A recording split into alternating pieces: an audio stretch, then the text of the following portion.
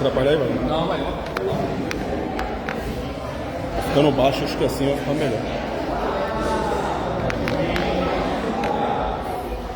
Bora.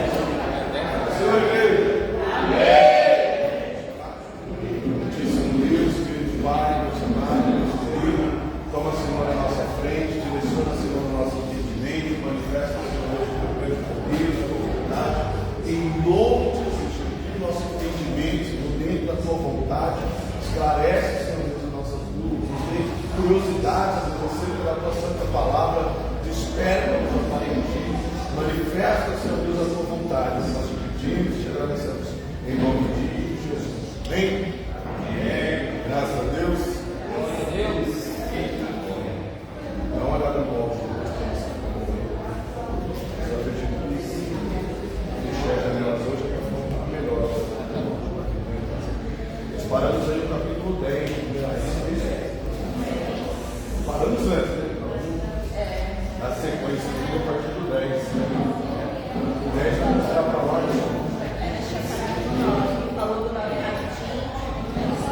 O 10 vai falar para nós o encontro do rei Salomão com a rainha. Certo?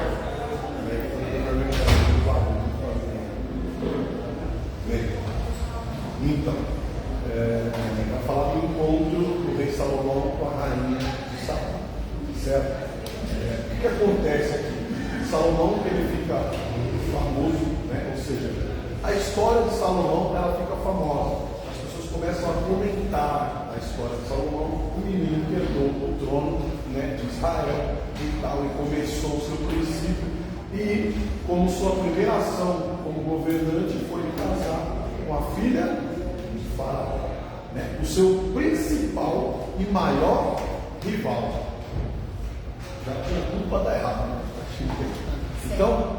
Então a história propagou, porque está todo mundo olhando, esperando a cena do próximo capítulo. Opa, isso aí vai dar o que falar. Porque do mesmo modo que Salomão está usando de estratégia, podia ser uma estratégia de Faraó. Quem está jogando com quem? Quem que está milindrando com quem? Quem que está orquestrando em cima de quem? Quem que está ganhando? Então virou os olhos, né, de todo o público daquela época para os dois. E ficaram todo mundo esperando, né, o que ia ter a partir disso. Porque Salomão também não era besta. Se ele estava 100% seguro, por que ele ia construir muros depois de casar com a filha do seu pior inimigo? Aí todo mundo já, opa, Salomão está projetando um contra-ataque. Então você foi um cara para cá para deixar o cara tranquilo lá, mas agora ele vai projetar atacar o inimigo. Né? Então fica todo mundo tentando mais ou menos adivinhar o que é. E a Bíblia diz que enquanto Salomão está reinando, vem um período de paz. Aí confunde todo mundo. Né? E essa situação, ela começa a atrair cada vez mais público. E chega lá na rainha de Sabá. 7 vezes distante, lá longe, chegou para ela essa história. E ela ficou tão curiosa, porque geralmente o que os reis faziam? Mandavam espiões, mandavam gente para ver, né? Ela despertou uma curiosidade tão grande nela, mas que ela mesmo disse: eu vou lá ver. Se alguém me contar, eu não vou acreditar. Eu não estou acreditando ouvindo a história. Se alguém for lá e me disser que é verdade, eu não vou acreditar.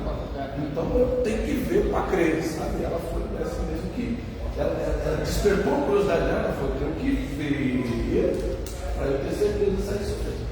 E a Bíblia vai dizer, você vai ler o capítulo 10, a Bíblia vai dizer que ela chega lá e fica boquiaberta.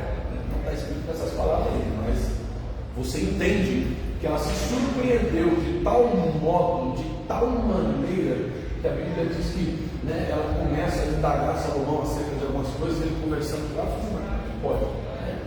Eu tenho uma experiência dos sábios, eu tenho gente que me instruiu, eu tenho gente que me, sabe, esse menino, quem que trouxe para eles todo esse conhecimento? Então, quem tirou, né, toda essa ciência, esse domínio de governo, né? Porque poderia se dizer que ele tinha aprendido com Davi, Mas o reinado de Salomão é um reinado diferente do reinado de Davi.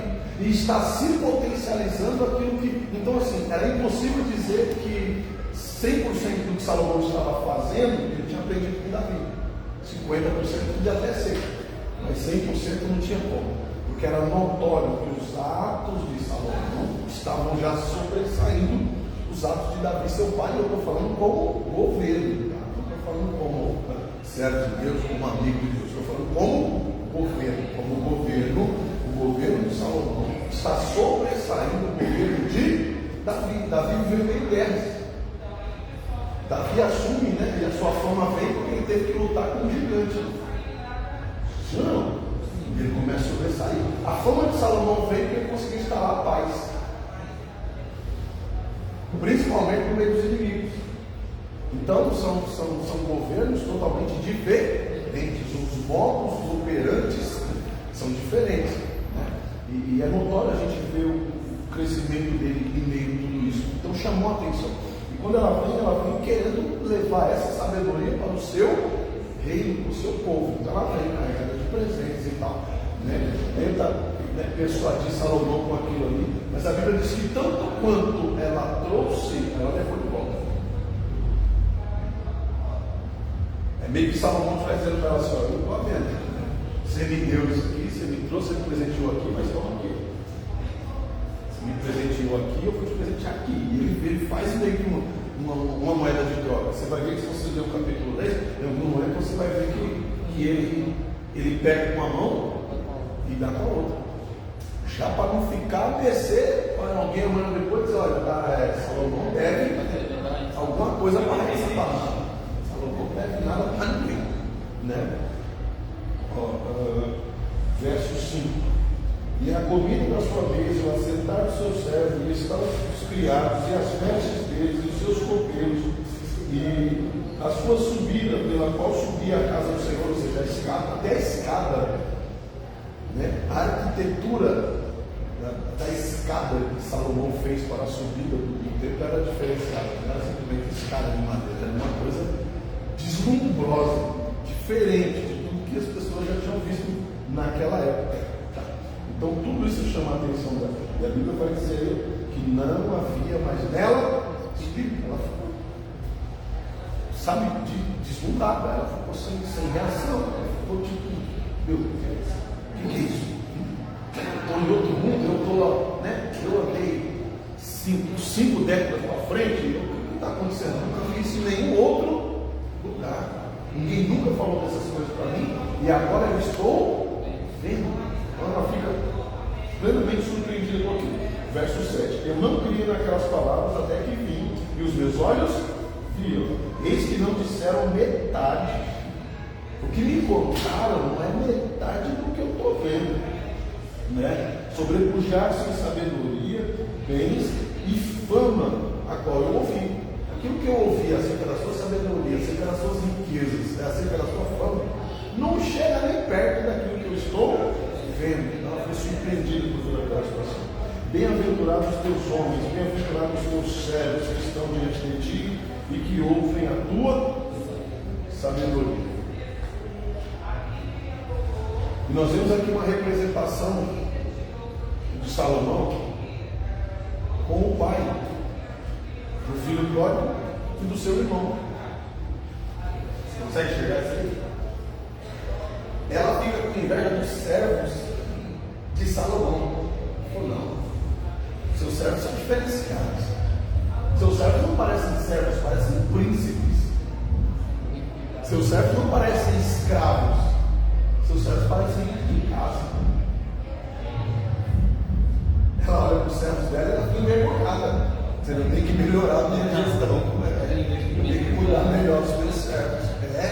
Ela fica, sabe, poxa, é um servo e está bem vestido assim. Imagina o que ele não faz por aqueles a quem ele tem uma afeição, aqueles a quem ele gosta, aqueles a quem ele ama. Se pelos servos ele tem esse cuidado, dessa destreza, imagina por aqueles que são lhe por aliados, né? E ela começa a vislumbrar então com tudo isso. Mas você percebe que a Bíblia está toda conectada. Você percebe que quando Jesus vem, conta para nós as parábolas, ele está falando uma besteira.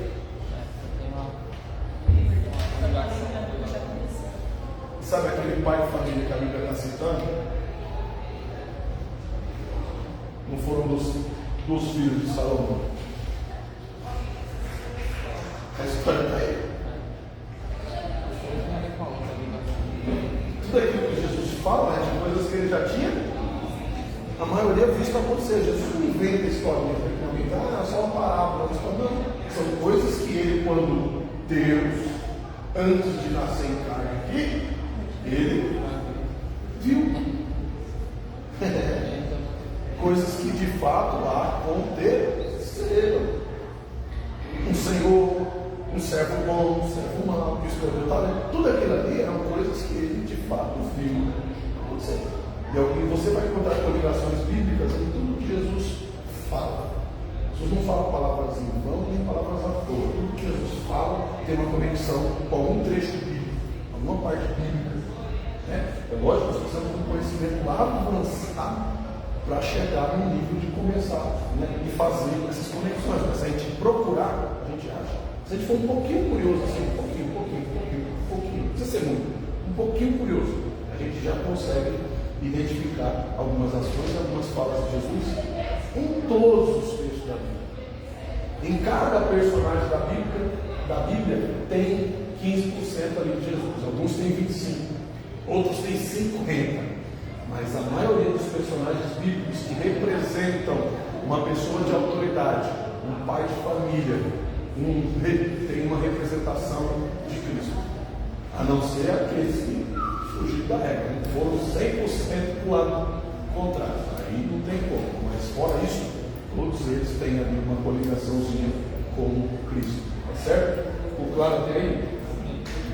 Então ela vem, e agora ela não está só vendo a grandeza de Salomão, mas ela entende que há um Deus, que há uma força que rege a sabedoria de Salomão. Ela entende que Salomão não era sábio por si só. Ela entende que aquilo não vinha só da pobre mente daquele menino. Ela entende que havia uma força maior. Olha o verso 9. Em nenhum momento no meio da conversa você vai ver Salomão falando: não, porque eu sou obreiro, eu sou pastor, meu pai me ungiu com óleo quando eu era pequeno. Não, ele não fala nada disso. Mas é tão nítido de que ele não estava sozinho na jornada. Olha o verso 9: bendito seja o teu Deus. Ele nem tinha evangelizado, ele nem tinha falado para ela ainda. Ela não entrou no templo. Ela está vendo a escada que dá acesso ao templo. Ela está do lado de.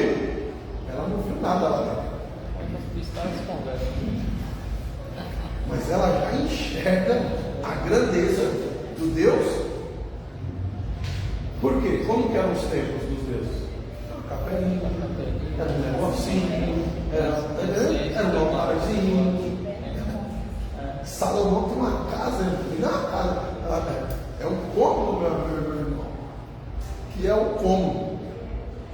Não é uma casinha, uns estágios, uma casa que vai daqui na padaria do retorno, meu irmão. E olha assim, esse Deus não tem segredo. O negócio é monstruoso. E ele fala isso, né? A minha edificação tem que ser grande, porque o meu Deus é grande. As pessoas não têm que ver a presença de Deus apenas naquilo que a gente fala, no testemunho que a gente conta, mas as pessoas precisam ver a grandeza do nosso Deus, a gente ainda de boca fechada. E aí, se dá oportunidade para a gente falar, eles têm que enxergar o nosso Deus ainda maior do que aquilo que eles conseguem ver quando ele está de boca fechada. É isso que a Bíblia fala. Vamos ver eles passar de longe e vão dizer: grandes coisas fez o Senhor por eles. Ainda vamos responder: você não sabe de nada. Grandes coisas fez o Senhor por eles. Ou seja, muito mais do que vocês estão imaginando que ele tem feito. Muito mais do que vocês estão vendo ele está fazendo. Aleluia. É bíblico, né? Pastor, mas eu estou numa prova. Tudo bem. Foi moleza morrer na cruz do Calvário para salvar a humanidade. Foi coisa pouca, foi moleza, foi fácil, não teve dor,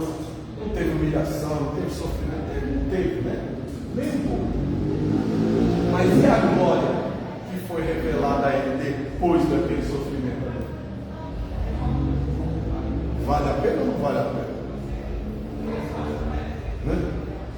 Imagina alguns discípulos daqueles que foram decapitados, né? Ali na vergonha, praça pública, meu Deus do céu, aquela coisa toda, Satanás fazendo festa, comemora bastante lá no inferno, toma uma cervejinha para cá, comemora ali, dança para lá. A próxima reunião no céu, ele sobe lá e está o cabo inteiro,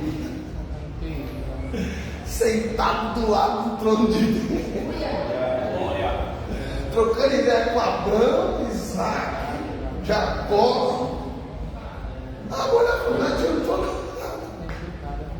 Eu só consegui pôr terror no coração daqueles que estavam lá vendo o infeliz daqui.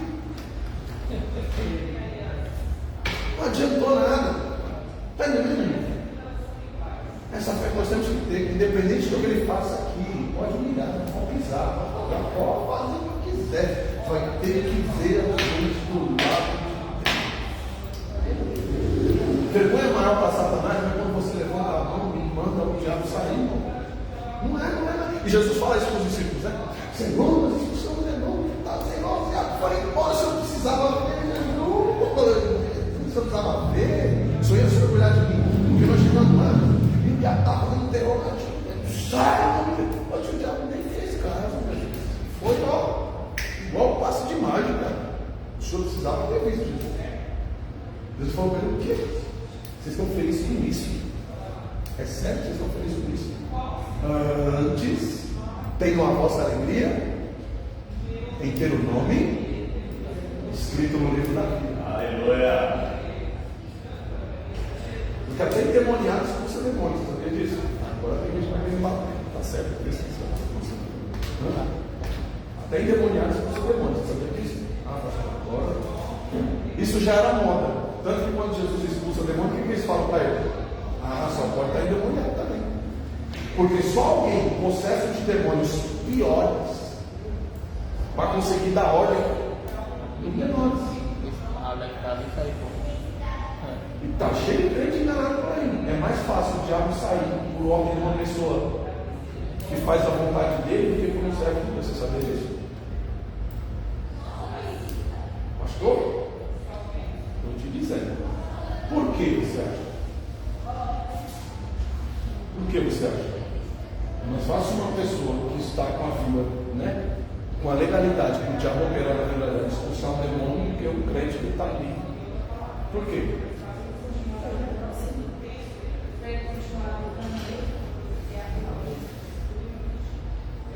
Já meu pai dá? Mentira. Aí vem um crente que está com a vida totalmente fora dos preceitos de Deus, tá certo? E o demônio lá, o demônio lá. Aí o crente, né? Meia boca cheia. Sai em nome de Jesus. Na hora. O diabo não vai sair. Ele vai fingir de sair. E ele vai acreditar que isso, e o diabo vai continuar no dois. Agora, se é um crente, cheio de autoridade, cheio de poder, o que vai acontecer? Sai, não, Deus, não sai, não sai. Você não manda ninguém. Nós não temos.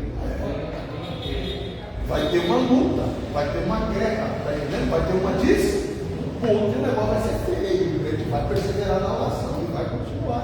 E Deus vai honrar. Alguns desistem antes desse momento, dá um copo de água, a pessoa está ali, chega, está virada, não, já foi, está certo. Não, já está ali, mas ele não quer mais, decidiu não guerrear mais. Né? Então, tem essa questão. Então a gente precisa tomar cuidado com isso. Onde eu estava, não tenho para essa palavra. Vocês me deram até a costura aqui. Enfim, Deus de você. Israel vendo a grandeza do Deus de Salomão, tá certo? E aquilo de certa forma incomoda ela, porque ela, com toda a sua grandeza e sabedoria, ela nunca tinha pensado num negócio desse. Porque quem, em sã consciência, atacaria um reino que tem um Deus tão grande desse? Se os deuses que o povo está fazendo, né, o maior era a estátua de Dagom, né? Que tinha cerca de 2 metros, com 3 metros de altura. Estátua. Aí vem um cara e constrói um mega templo para o seu está vendo? Ah, Salomão, mas ninguém está vendo, mas eu estou vendo. Eita! Mas ninguém acredita, vocês vão ouvir a risada dele por aí qualquer hora dessa. Porque o pai dele já tinha dado uma ideia para ele de como que era Deus. Qual foi a ideia de Salomão, que Davi dá para Salomão de como é Deus? Salomão, fecha os olhos. Salomão, imagina o Senhor, Deus, Criador do céu e da terra, vindo até nós, saltando os montes. Sabe aquelas montanhas mais altas que eu subi com você, Salomão, sabe? Aquelas montanhas que a gente vê lá longe. Fecha os olhos. Imagina o Senhor nosso Deus vindo saltando elas. Agora imagina o tamanho do Deus para saltar um monte daquela magnitude. Que a circunferência do monte não era uma montanhazinha assim, era um monte, meu irmão. Pegava quase um quadrado desse aqui, a circunferência do monte, e para cima era um pico de mais ou menos 12 metros de altura a mais.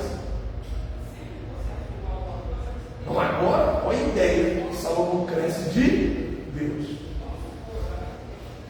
Ele entende que Davi, de alguma forma, de alguma maneira, enxergava Deus, e ele cresce com esse intuito de um dia conseguir enxergar Deus da mesma forma. Tá certo? E por que a porta do templo não era pequenininha assim, era grandona? Já para dar ideia.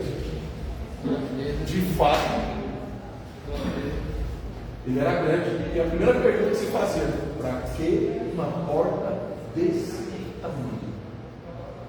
Para que? O que é isso aqui? Um núcleo habitacional? É shopping isso aí? Está cheio de galeria aí dentro? O que é isso aí? Isso aí é o templo do meu Deus. Isso aí é um armazém de Salomão de comida. Todo o povo tem estoque aí de arroz, de trigo, de farinha. Você estoca alguma coisa aí? Não, isso aí é a casa do meu Deus. Olha. Está entendendo? Qual é o espaço? Qual é o espaço que nós temos separado para Deus na nossa vida? Qual é o espaço? O espaço de tempo? Qual é o espaço de cuidado? Qual é o espaço de atenção que nós temos dado para o nosso Deus? Qual é o espaço de intimidade que o Senhor tem na nossa vida? O Senhor vem até aqui, nessa área aqui o Senhor não mexe. Na varanda o Senhor não vem, na cozinha o Senhor não passa, no quarto o Senhor não entra, o Senhor fica aqui assim, né? Na varanda aqui, tá bom? O Senhor aqui. Nessas outras áreas aqui, nesses outros cômodos, o Senhor não mexe, não precisa ir. Ou o Senhor tem plena e total liberdade sobre a nossa vida?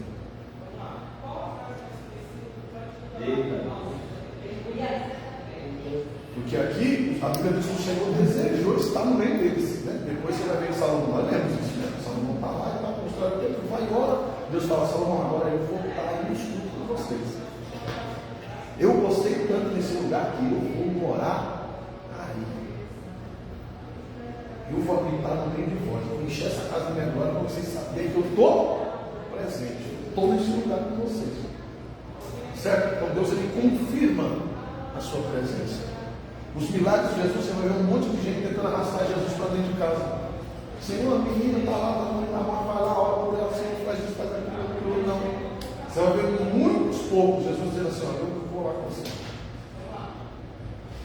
Né? O servo, o centurião, Jesus fala: vou lá na sua casa. Não, você quer ficar aqui. Nem lá o senhor precisa ir. Você não precisa ir lá para fazer milagre. Se quiser tomar um café, beleza, mas se fazer milagre, você precisa ajudar aqui mesmo. Não. Zaqueu, qual milagre Zaqueu estava pedindo para Jesus? Em qual área Zaqueu estava com deficiência? Tem certeza que Zaqueu não precisava de nada. Não tinha ninguém. Zaqueu não estava com a conta no vermelho? Não tinha ninguém doente dentro da casa de Zaqueu. Jesus foi fazer o que lá? O que ele queria, Jesus? Queria o quê? Ver. Eu posso interpretar ver por conhecer. Ele não sabia quem era. Então esse ver não era apenas curiar. Ele queria saber quem era. Está todo mundo ali querendo buscar alguma coisa de Jesus. Zaqueu, você não quer? Não, eu só quero conhecer ele. Quando ele passar, eu saber quem é. Sabe o que é? Reconhecer o mestre. Ter a graça de vê-lo. Aí Jesus, quando olha para Zaqueu, Zaqueu, já te conheço. Seu coração já é meu. E hoje, eu vou lá para a sua casa. Em que momento Zaqueu convida Jesus para ir? Em nenhum momento Zaqueu convida Jesus para ir na casa dele. Jesus que se convidou. Rapaz, será que eu tenho despertado curiosidade de Jesus ao ponto de Jesus querer estar na minha casa? Minha casa. Será que nós temos despertado curiosidade suficiente em Deus de olhar assim e falar, cara, eu vou andar com você? Enorme. A Bíblia é explícita em dizer que ele andou, e eu só conheço uma maneira de poder andar com Deus. É Deus descendo. Não tem como eu subir para andar com Deus. Sim ou não? Então a interpretação correta do texto é: o Senhor descia, olha Adão aí, todo dia para andar com ele. Se ele andava com Deus, ele não subia. Depois ele subiu quando Deus levou. Mas então, se ele andava com Deus, Deus tinha que descer para caminhar com ele. Eita glória! Eita aleluia! Oh glória! Aleluia! Não quero ouro, não quero prata, só quero esse nível de intimidade. Aleluia! Glória a Deus! Não precisa riqueza, não precisa vislumbres. Eu só quero esse nível de intimidade com o Senhor. De quando está tudo turbulento, tudo pegando fogo, tudo se acabando, você é sensível o suficiente para conseguir ouvir a voz do Senhor.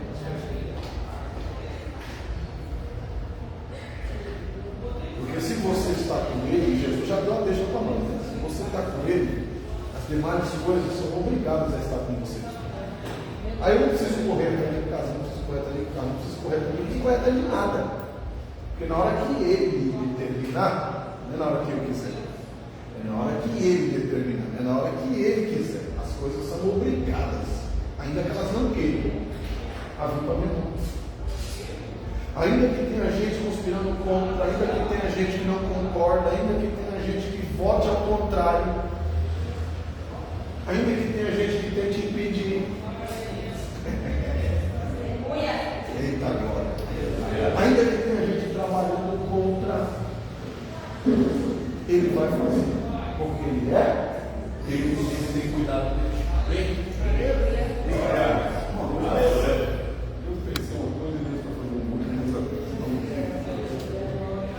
É bom, né? Versículo 13. E o rei Salomão deu a rainha de Sabá tudo quanto lhe pediu. Oxi. Salomão deu a rainha de Sabá tudo quanto lhe. Ela se sentiu, irmão. Meu Deus, a rainha vai se revirar agora no sarcófago. A rainha se sentiu, a rainha se sentiu uma mendiga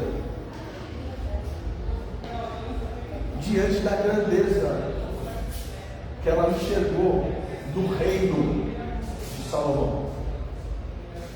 Meu reino é próximo, meu reino é abençoado, mas eu não tenho isso nem aqui, nem aquilo outro. Eu nada disso aqui, Salomão. E a Bíblia diz que Salomão protegeu ela, Salomão abençoou ela, além daquilo que ela o tinha abençoado, além daquilo que ela tinha trazido. Amém? Porque se ela vem fazer ofertas a Salomão, é lógico que ela primeiro preservou o seu reino, primeiro ela separou o seu. Sim ou não? E depois ela trouxe uma porção a Salomão. Só que mesmo ela tendo a sua reserva, mesmo ela tendo ali já garantido o seu reino, o seu governo, ela entende que tinha algumas coisas que ela não tinha, que ela necessitava. Despertou a curiosidade dela daquilo que ela precisava. E uma delas era o eu, né, de Salomão, que enxerga isso. E o rei Salomão deu a rainha de Sabá tudo quanto lhe pediu, e o seu despojo, além do que lhe Deus abençoou ela além do que ela pediu. Segundo a generosidade do rei Salomão, então voltou e partiu a sua terra, ela e os seus servos. Eu imagino o servo da rainha de Sabá montando um sindicato no voltado. O primeiro sindicato nasceu aí, ó. Você imagina só esses servos voltando para o reino e contando o que eles viram. Rapaz, o reino que a gente foi. Imagina a vontade do servo de sair correndo e largar a rua. Vou mandar meu currículo para Salomão. Eu faria isso, você me entendeu? A rainha está em casa, está bem? Tá, então tchau, fui, cadê a vantagem aqui? Eu não te demiti não, mas eu me demito.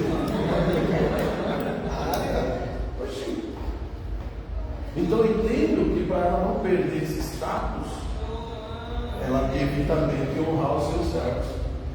Ela teve que colocar em prática aquilo que aprendeu. Ela teve que verdadeiramente passar a viver aquilo que ela tinha aprendido. O que é isso? Honrar o próximo como ativismo. Salomão não tinha faltado nessa área. Ele tratava os servos da maneira que ele gostaria de ter sido tratado, ou de ser tratado se ele fosse um servo. Certo? Como filho do rei, eu tive minhas regalias, eu tive mas meus amigos não tiveram. As pessoas que eu gostava próximo de mim não tiveram, porque não tinham um pai rei. Então agora ele disponibiliza aquilo daqueles que não tiveram. Aquilo que ele adquiriu, agora ele reparte. Olha Atos 2 aí. Primeiro que o Senhor se manifestou no meio deles, porque eles aprenderam a comer junto, porque eles aprenderam a dividir o que tinha, sim ou não? Ah, não está explicado porque Deus se manifestou lá. Então não foi só a oração de Salomão, mas também a sua ação. A ação de Salomão, somada à sua oração, ou seja, a vivência dele dentro da palavra que ele tinha sido ensinado. Mas a oração fez com que Deus se manifestasse naquele lugar. Então não foi só a oração. Deus só se manifestou porque as ações dele até então estavam dentro do que Deus esperava para ele. Certo? E aí Deus se manifesta. Porque até esse momento aqui, Salomão aprovado. Certo?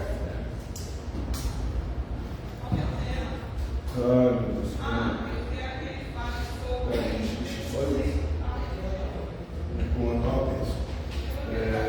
As riquezas de Salomão, então a Bíblia aqui vai expor, né, a grandeza do reino de Salomão, vai dizer que ele tinha muitas riquezas. Você vai somar aqui a grandeza do que ele tem, né? Era um trilionário daquela época, né? Era um sheik naquela época. Salomão não se tinha homem com a riqueza que Salomão adquiriu naquela época, porque o próprio Deus tinha falado isso daí, lembra? Quando você viver, não vai ter outro com a grandeza que nem isso, certo? Então fique tranquilo, porque vai ser dessa forma aí.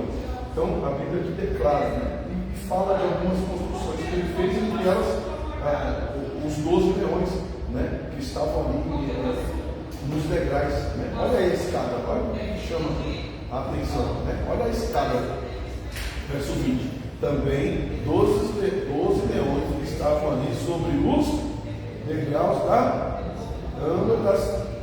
das bandas, né? Ou seja, do lado.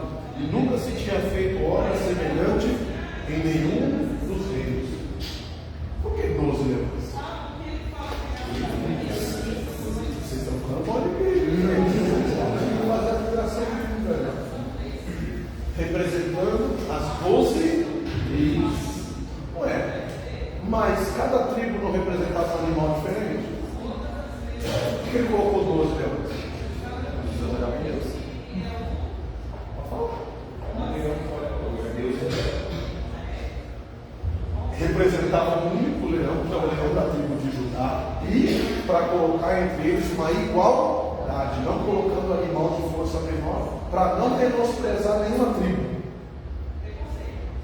Para não colocar uma tribo menor do que a outra. Então está dizendo, meu reino vai ser um reino de equidade, vai ter equilíbrio. O que é pequeno, nós vamos ajudar ele também a ficar grande.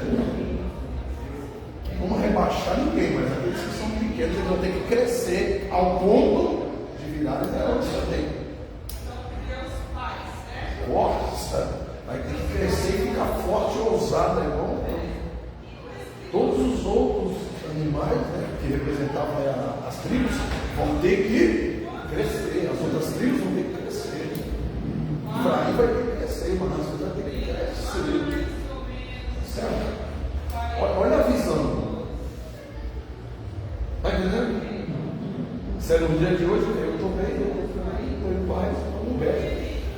E é resto. Né? Mas não. Salomão ele tem, então, até esse momento, essa visão de reino. Né?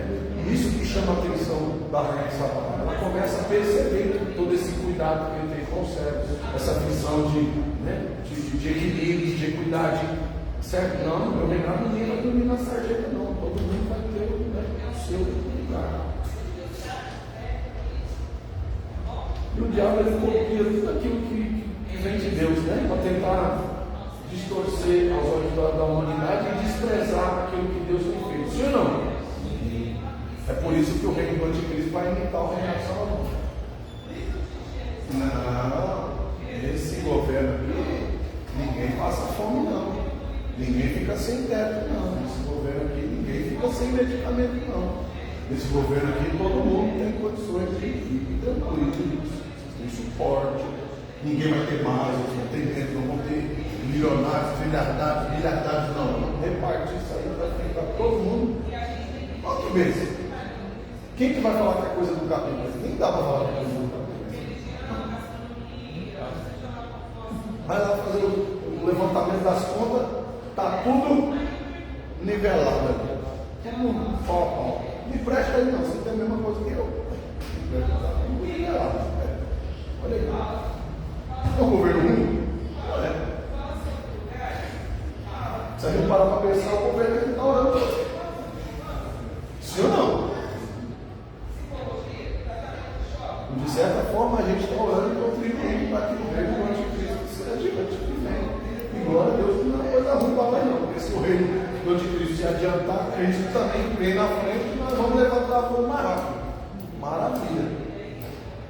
Mas você vê como que o que é aparentemente bom nem sempre é bom de verdade. Tem coisa que só parece que é boa. Tem coisa que só parece que vai fazer bem. Tem coisa que só parece bênção. De fato acaba sendo uma nova de.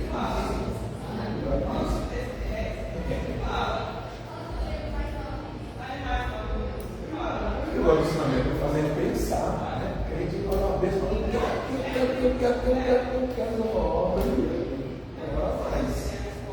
Pensa direito, espera um pouco. Então agora a gente começa a ver essa tipo de figuração do reino de Salomão com o anticristo. Não porque o reino de Salomão era ruim, mas porque o reino do anticristo vem para imitar aquilo que deu certo no governo de Deus. Com isso, vem para ganhar as pessoas. Porque lembra que era um reinado de paz? Lembra que não tinham guerras?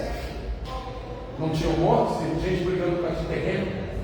Lembra lá aquela viúva que teve lá no tempo dos profetas? Que comandou lá o juiz da cidade pequenininha, porque ela tinha passado um tempo fora e alguém tomou as suas propriedades. Lembra disso? As terras de Mefibosete tinham sido repartidas, lembra? Davi manda trazer de volta em Toledo. O reinado de Salomão isso não acontece. Podia viajar as suas terras lá, eram suas. Quando você voltasse, sua terra estava lá. Ninguém teria invadido um palmo da sua terra sem a sua permissão. Ninguém teria plantado nada nas suas terras sem a sua permissão. Ninguém teria cultivado nada, plantado e colhido nada sem a sua permissão. Entendeu? Então, olha, por isso que o inimigo vem tentando imitar aquilo que deu certo da parte de Deus. É lógico que com as suas armadilhas implantadas no meio de tudo isso. Certo? É por isso que eu estou falando, se a gente olha para a Bíblia, a gente consegue enxergar o todo. Né? Não é só falar, mas é o Velho Testamento. Não, mas não tem como separar a Bíblia. O velho e o novo é um só. É o novo que ficou velho e depois nasceu de novo. Não dá para separar. É um só. É tudo ele, é tudo fala dele. É tudo por ele, é tudo para ele. E sem ele nada que foi feito. Pronto, não dá para separar. Tá certo? Bora lá. Capítulo 11. Aí começa a derrocada de Salomão. O problema é que a gente lê assim, ó. Nós estamos no capítulo 11. São apenas 10 capítulos para trás. Aí a gente pensa assim que parece que lendo, parece que é coisa assim de um mês, né? Um tirinho, né? Lendo aqui, parece que são acontecimentos de um mês, isso não. Mas aqui se passaram anos. O reinado de Salomão está estimado em mais ou menos 40 anos, se não me falha a memória, acho que a gente vai chegar nessa. Mas se não me falha a memória, é 40 anos de reinado. E aqui nós estamos vendo o fim, então. Então eu posso vislumbrar aqui para trás, pelo menos aí cerca de 35 anos para trás. De toda a sua grandeza, toda a sua história, tudo aquilo que ele vem construindo e fazendo. E aqui, na reta final já, dos 40 anos de reinado, colocando que ele começa a reinar ali perto dos seus 20 anos, com mais ou menos 18 anos de idade. Então ele tem aqui uma média de 60 anos. Vamos contando isso mesmo. 50, mais ou menos 55 anos essa é a idade de Salomão, está aqui nesse ponto que nós estamos vendo, certo? Entre 55 e 57 anos mais ou menos, alguma coisa a mais ou a menos do que isso, não longe desse parâmetro, tá? Capítulo 11, idolatria de Salomão e a ira de Deus contra, até aqui, o que Salomão vinha fazendo estava sendo aprovado por Deus. Suas atitudes nada lhe condenavam diante de Deus. Até aqui o seu reinado estava sendo um reinado próspero e abençoado pelo próprio Deus. Aí vai começar a derrocada dele no capítulo 11. E o rei Salomão amou muitas mulheres estranhas, além da filha de forma ela tão estranha, né? Ele tira, ele meio que separa, né? Fala como se ela fosse uma estrela. E o rei amou muitas mulheres estranhas, e além da filha de Faraó, Moabitas, Amonitas, Edomitas, Sidônias e realmente a filha de Faraó aqui não é ninguém. Porque todo esse povo aqui vem perseguindo o povo de Deus desde lá de quando Moisés arranca o povo. Lembra? São inimigos antigos. São inimigos que sempre vinham minando e ligando o povo de Deus. São inimigos que deram trabalho para Gideão. São inimigos que deram trabalho para Davi. São inimigos que deram trabalho para Saul, para Josué.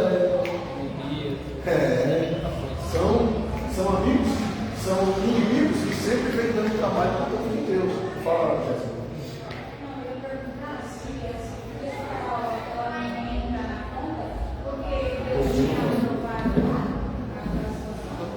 Você perguntou se ela não entra nessa conta de casas estranhas, porque Deus tinha formado essa grande. Não, porque ela era menos estranha no ponto de, vamos dizer assim, Deus entendeu essa ação dele de casar com a filha de Faraó. Tá? Era um ato político, entendeu? Você tinha uma moeda de troca, tá? Então você tinha como justificar. Agora esse povo aqui que era tudo menor, esse povo aqui não tem nada para oferecer. Esse povo aqui não tem. Salomão não tinha nem se preocupar com essa gente aqui, porque muita gente já tinha sido derrotada. Estou falando, em reinados passados. Então, na verdade, esse povo aqui tinha que tremer em saber que aquele Israel que tinha humilhado eles era nada diante do reinado agora de Salomão. Era para eles tremerem na base, tá certo? Era para eles continuarem no lugar deles lá, apavorados. Porque o Israel que tinha vencido eles, agora cresceu. O Israel que tinha vencido eles lá atrás era menino diante do que eles teriam que enfrentar agora, tá entendendo? E aí o que Salomão faz aqui? Dá a eles uma possibilidade de crescimento. Agora que essas mulheres aqui engravidaram. Aí nós temos agora um herdeiro no trono. Olha aí como é que mudou o jogo. Agora nós também temos direito na repartição das tribos. Por que você acha que as tribos se dividem depois que ele morre? Quem que vai dividir porção com esse povo aqui? Com as edomitas, com as sidônias, com os amonitas? Quem vai dividir? Eu não vou, eu vou cair para cá. Está entendendo? Eles não concordam com aquilo que está para conter. É por isso que eles se retiram para jogar mesmo. Você Entende agora? Então não é que a ação dele aqui, a questão aqui não é um casamento em si, mas é com quem que ele se envolveu. Certo? E não foi pouca não, acho que só a esposa não tinha 700 esposas e 300 concubinas. Misericórdia.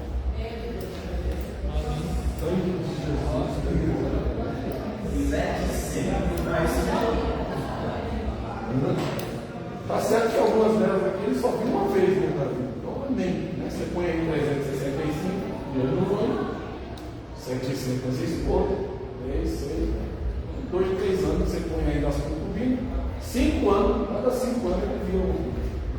Isso contando que todo dia ele tivesse uma questão que não era. Tinha o seu dia de folga e o dia que ele tirava só dos filhos. Então você pode colocar aí 7, 8 anos. Teve mulher dessa daqui que o Salomão pensava uma vez só.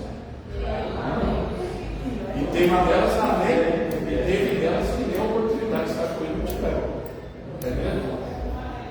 É que a gente não faz conta, né? Porque quando a gente olha assim, né? Minha mulher quiser, vai falar que safado. Teve mulheres dessa aqui que nem dormiram com ele. Foram questão dos casamentos políticos, arranjados, as questões de governo, tá certo? Olha aí. É só fazer conta. É só fazer conta. Tá certo? Então você entende que o negócio não foi aquelas maravilhas. Imagina o trabalho e a confusão que isso não dá. Você acha que Salomão passava perto do marido? É tanto que quando ele ia dormir com o esposo, ele avisava o eunuco que ia lá buscar o eunuco. Nem perto disso aqui não passava. Imagina a confusão. Certo? Então, não, mas a gente precisa entender isso aqui. Porque quando a gente fala assim, negócio, Salomão tem né? Não, a gente já imagina o galão da Globo. Não foi bem por aí, não. A maioria das questões aqui, como nós vemos estudando, eram casamentos arranjados, eram casamentos políticos, tá certo? Eram mulheres que os pais vieram fazer acordo, né? Olha, então nós agora, né, vamos fazer um intercâmbio aí, né? E tal, tá aqui a minha filha, é virgem, né? Representante da nossa terra, então ela vai ficar aqui para garantir o nosso acordo. Vamos deixar o era meio uma moeda de troca. Certo? Era como se fosse uma garantia daquele povo um acordo. Certo? Não era mais fácil fazer isso que inventaram depois o arquivo corpo. Tinha um papel para resolver isso aí. Pegou tudo arquivo morto, depois assina aqui, põe na gaveta ali e está tudo certo. Mas até aqui não tinha nada disso. Certo? Então alguém precisava garantir o acordo. Tá certo? Tudo bem até aí? E aí vem, né, dizer isso, verso 2, vai dizer que das nações que o Senhor tinha dito aos filhos de Israel, não entreis a essas mulheres. Tinha uma ordem explícita de Deus. Lembra lá quando Balaque manda Balaão amaldiçoar o povo de Deus? E aí o que acontece? Ele consegue amaldiçoar? Não. Até a última vez que ele tenta amaldiçoar, ele não consegue amaldiçoar. Ele ia além, mas o diabo é uma estratégia. Qual foi a estratégia do inimigo? Manda as mulheres irem de encontro com os homens. O meio caminho se envolve com eles, arranja com eles. E aconteceu. E a Bíblia diz que esses aí depois pagaram o preço. Então o inimigo não conseguiu amaldiçoar, não conseguiu jogar a maldição porque eles estavam abençoados, mas ao passo que aqueles homens se envolveram com aquelas mulheres, que Deus já tinha dado uma ordem para não se envolver, a casa caiu. Não precisou usar droga, não precisou se prostituir, não precisou mentir em cima do altar, não precisou levantar contra um sacerdote, apenas negligenciar uma ordem direta que Deus tinha entregue para todos. O Salomão sabia disso? Ele não sabe, não tinha por obrigação de saber disso. Ele tinha por obrigação de saber e ter essa informação escrita na tábua do teu Corá, porque foi uma ordem expressa e direta do próprio Deus, você consegue entender isso aí?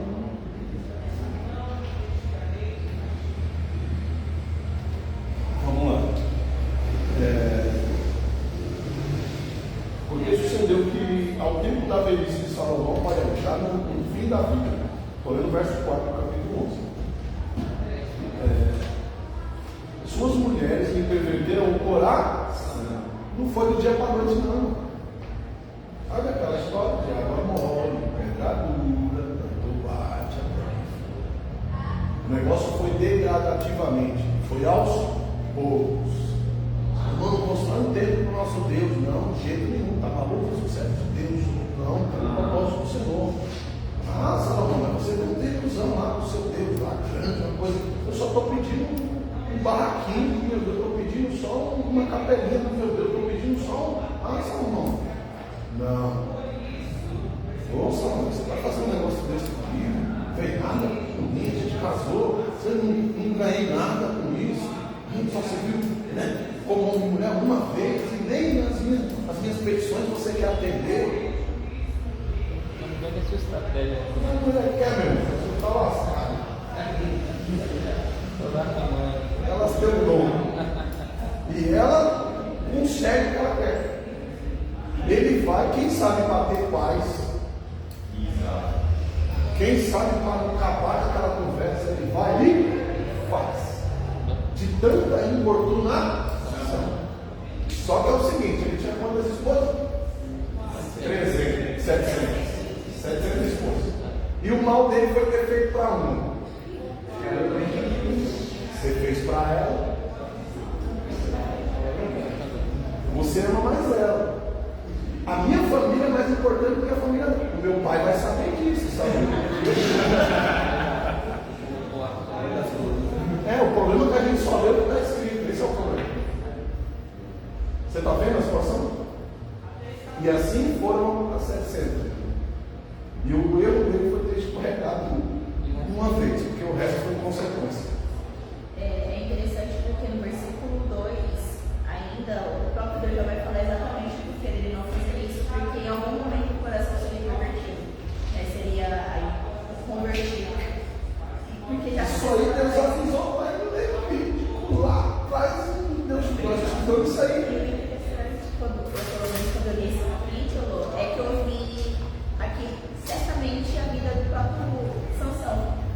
Naquele momento, encheu tanto o saco de Sansão que ele contou o segredo dele aqui também. Eu acredito que não foi diferente. A história é a mesma, só muda os personagens. A novela é a mesma. Todo ponto que você vai ver, a novela é a mesma. Só muda os personagens, só muda os patos. Só muda o pato, só muda a chapeuzinho e o lobo. O resto da história é exatamente igual. Certo? É dentro desse quesito. Mas você enxerga agora onde que foi o erro de Salomão? Ele não precisou errar 700 vezes. Um erro dele fez ele se atropelar em cima do próprio Deus. O erro dele foi não ter se arrependido da primeira vez, igual Davi seu pai. Quem sabe ele se arrependesse da primeira vez, não quebrar tudo, né? Josias baixou Josias, não. Fiz o barraco, eu vou derrubar, não vai levantar mais uma madeira. Não vou fazer, não, estava doido. Não vou fazer para ninguém. Chega, acabou. Pior que ele estava de doido, isso é doido. Mas não, ele para manter um equilíbrio, ele continua insistindo naquela história. E não vemos nenhum arrependimento. Mostra para mim onde foi que ele se arrependeu. A Bíblia não dá nenhum indício de arrependimento de Salomão. Essa foi a queda dele. Porque a Bíblia diz que caiu no ombro. E o levantar é de Deus. Então Deus, por mais que ele tivesse caído, porque Davi caiu. Sim ou não? Feio. Deus levantou? Por quê? Ele se arrependeu. Ele pagou o preço pela sua queda. Foi caro, mas Deus levantou ele de novo. E reanimou a amizade que tinha com ele. Sim ou não? Mas Salomão não se arrepende, esse é o problema. O problema é a falta do arrependimento. O problema é a falta de reconhecer aonde nós erramos diante de Deus. Consegue entender isso? E é aí que nós precisamos trazer para a nossa vida. Porque alguns de nós aqui talvez se culpam por erros e traumas do passado, coisas que aconteceram talvez até antes da gente estar na presença de Deus, e a gente se culpa até hoje. No dia Satanás me fez lembrar do algo que eu nunca já fui capaz de falar assim, me sentir tão. O Espírito Santo falou, rapaz, se liga. Você já está quantos anos luz na frente disso aí? Nem eu lembro. Meu Deus, eu vi uma situação que eu lembrei. E aquilo eu me senti indigno de Deus. Porque essa é a vontade do diabo, que você realmente se sinta com zero esquerda, os erros que você cometeu no seu passado pesem sobre a sua vida hoje. Você não pode seguir por causa disso, por causa daquilo. Você não pode ser obreiro por causa disso, por causa daquilo. Você não pode orar na pessoa por causa daquilo, não. Você não pode estar em pecado e falha com Deus hoje. Sua vida com Deus hoje ela tem que estar decente no altar do Senhor, sendo orado, consagrado na presença de Deus, porque senão vai pesar mesmo. Mas o que foi no passado, antes, o que a Bíblia chama de tempo da ignorância, olha só. No seu tempo das cavernas, chama assim, no seu tempo das cavernas, Deus não vai te julgar e te condenar por isso. Deus entende. Certo? Agora, a minha postura hoje, a nossa postura, é diferente. Com Deus, no meu trabalho, no meio da família, aonde eu estiver. O meu relacionamento com Deus deve ser o mesmo. E a Bíblia fala assim, ó, quando possível manter a paz com, isso quer dizer que nem sempre é possível.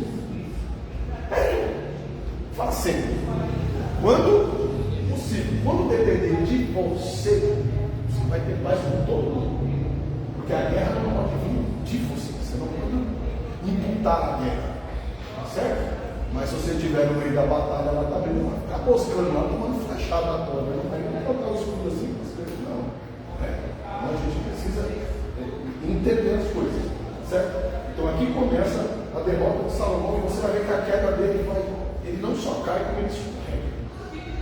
Tá? Verso 4, né? Porque sucedeu que no tempo da velhice de Salomão, suas mulheres entenderam todo o coração para seguir outros.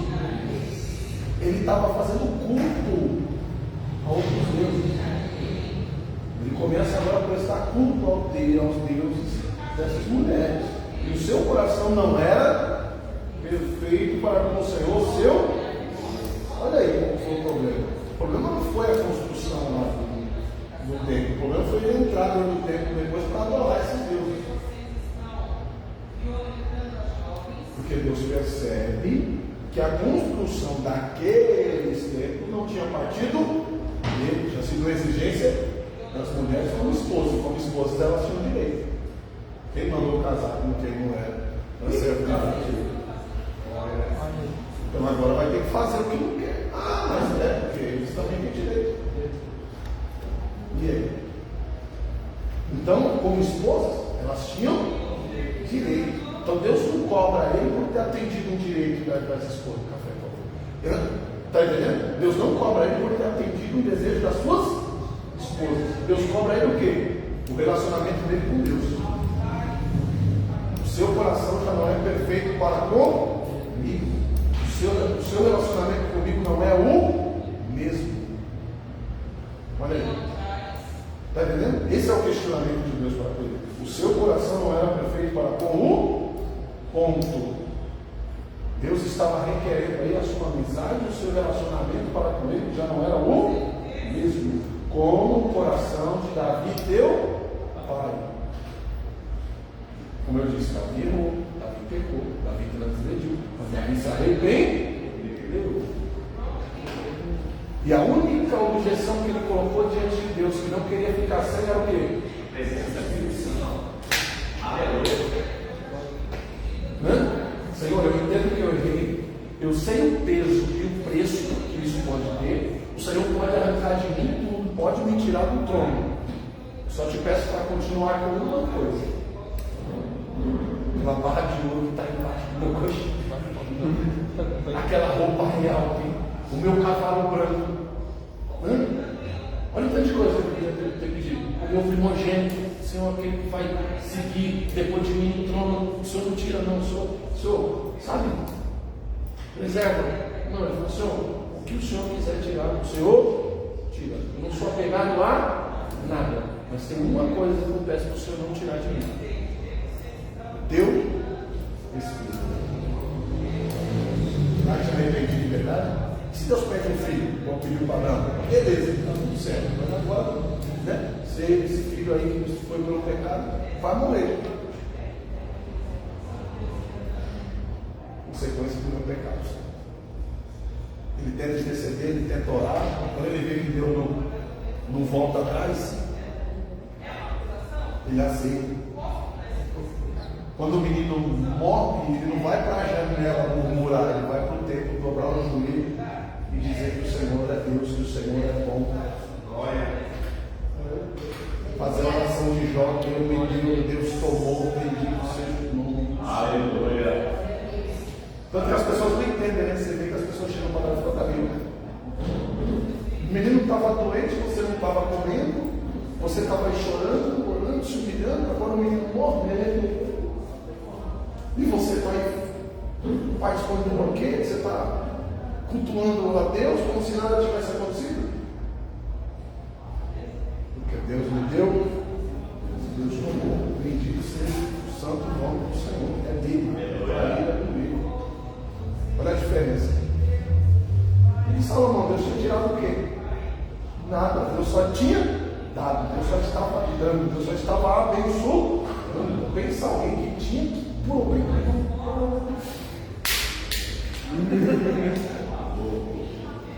tinha por obrigação, irmãos, ter um sentimento de gratidão por Deus. Irmão, eu imagino o Jó pegando Salomão, moleque, seu moleque, eu perdi tudo. Imagina só. Davi não deve ter dado Salomão, porque foi muito velho, né? Pegou, errou, foi lá no Zifa, não foi. Mas enquanto Jesus veio pregar de velho, você acha que Salomão, com toda a sua sabedoria, perdeu essa oportunidade? Eu acho que não. Senhor, pequei, desagredi, paguei o preço. Você imagina o que não deve ter passado no carro do dia. Aí beleza, é salvo que Jesus pega, leva para o céu, vai estar lá, tem que sentar na frente do Pai.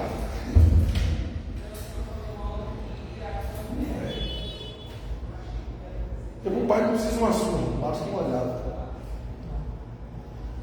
A mãe que pega assim, pega o chinelo, faz terrorismo. O Pai não precisa. Olhou torto. O moleque já se sente morto.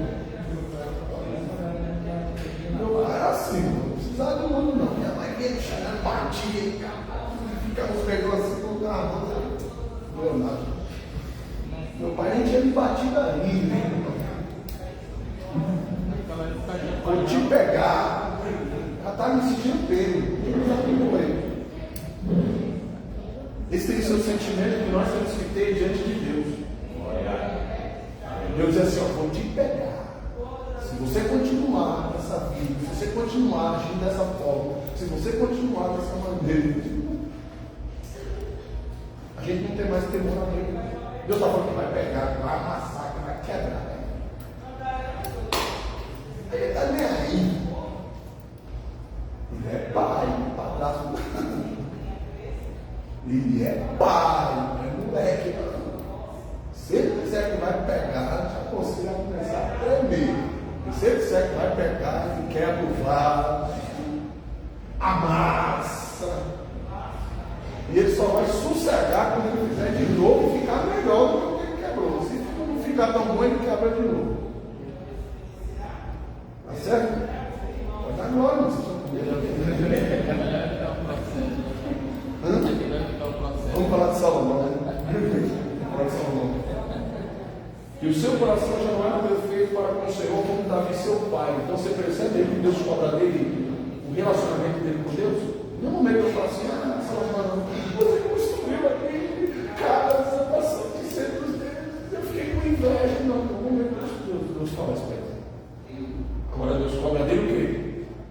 intimidade e relacionamento. É bom a gente preservar o nosso.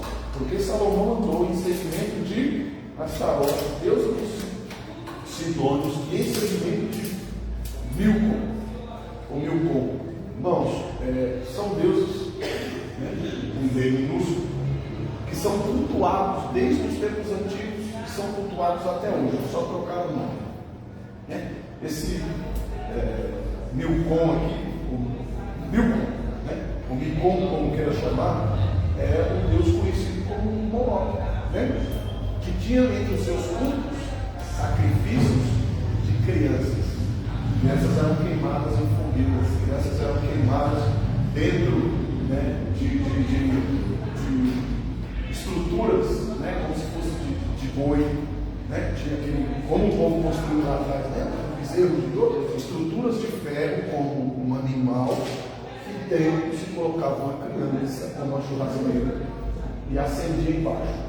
Essa criança chorando dentro daquela estrutura de metal, voava um som para fora, com eco. Imagina uma criança gritando dentro daquele negócio pegando fogo. Imagina o desespero.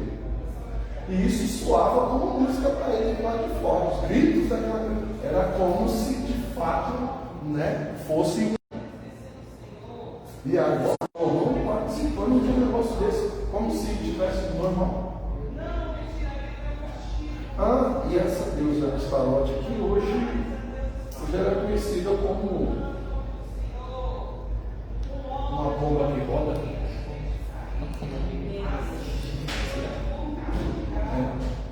Porque a Bíblia diz que, a história diz que essa Astarote aqui é uma deusa que era cultuada naqueles tempos, uma mulher que se insinuava a vários homens, como se estivesse de fato possuída por essa deusa. E uma das exigências dela era a perfeição sensual. Não é assim nos dias de hoje? Nem não tem. Só mudou o nome do personagem, mas a história é a mesma. Pervertia os homens por meio. Nada diferente do que a gente conhece. Algumas igrejas proíbem as pessoas de visitar outras igrejas. Eu não acho certo, proibir e tal, enfim. Mas, diante de uma perspectiva salomeia,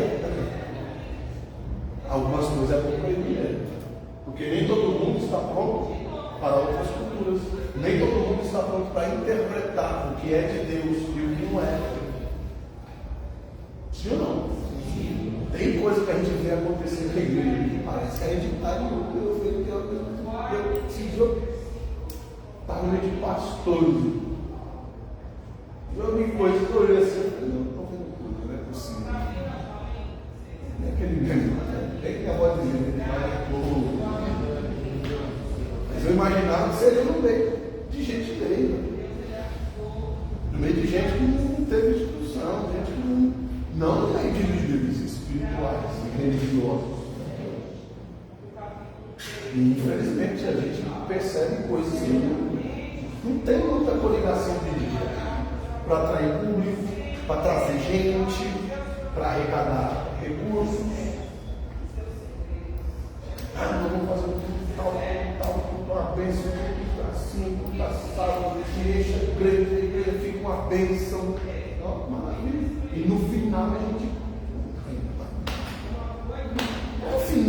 A finalidade do culto não é glorificar. A finalidade da campanha é no final da campanha ter encher o caixa.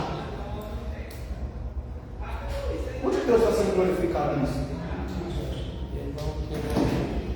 Mas é campanha de milagre. Mas é campanha de. E tem igreja que só vai para a igreja se for campanha. Sabe, a gente não tem culto na igreja sábado. Quem sabe vai assim passar, tá bom. Aí sábado na igrejinha lá na Bibola da Conchinchina, tudo de milagre, tudo de milagre, consolado. E não é culto. Aí chega lá, o senhor vai fazer um jogo, você vai trazer, Deus vai te honrar, Deus vai te abençoar, Deus vai te abrir uma porta, Deus vai fazer. Aí você vai pôr aqui, Deus vai fazer lá. Porque a gente prefere ser enganado às vezes, né? A realidade é essa, as pessoas estão preferindo ser dentro da igreja. Nem quando a igreja fala a verdade, não presta. O pastor não presta, o obreiro não presta. Não prepara, vocês também não presta. Né? Quer usar short, quer usar né? Vocês vão usar calça, quer usar brinco. Não pode. Tem irmão que está pintando cabelo da igreja, né? Você acredita? Não, vem pra cá fazendo voto aqui. Deus está aqui, ó. Aqui, ó. Já leva esse envelopezinho aqui para dentro da sua casa, deixa ele lá 7 dias. Cada dia você põe uma ofertinha ali. No final você traz esse envelope recheado. Deus vai te abençoar, vai te honrar. É só eu que vejo isso. Eu vejo todos os dias. Sei lá. Por quê? O que está faltando para a igreja? O que está faltando para os crentes? Instrução.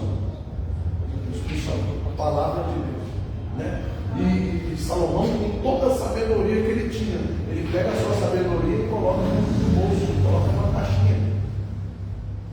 E é como se ele não tivesse aprendido nada. É como se Deus não tivesse dado para ele sabedoria nenhuma. É como se ele tivesse pego a sabedoria que Deus deu para ele e jogado na lata do lixo. Só a sabedoria que Deus deu a Salomão não é o suficiente para ele se arrepender, se converter novamente. Paulo e Silas ali, ó, debaixo de estourado, debaixo de chicote, mas de pé, com vergonha. Nega esse Deus, não, tá maluco, doido. Não, vocês seguraram o sábio do demônio, eles vão ter que trazer o demônio de volta. É ruim. Vou mandar embora, trazer na casa. Vou bater, vou bater. Vou bater.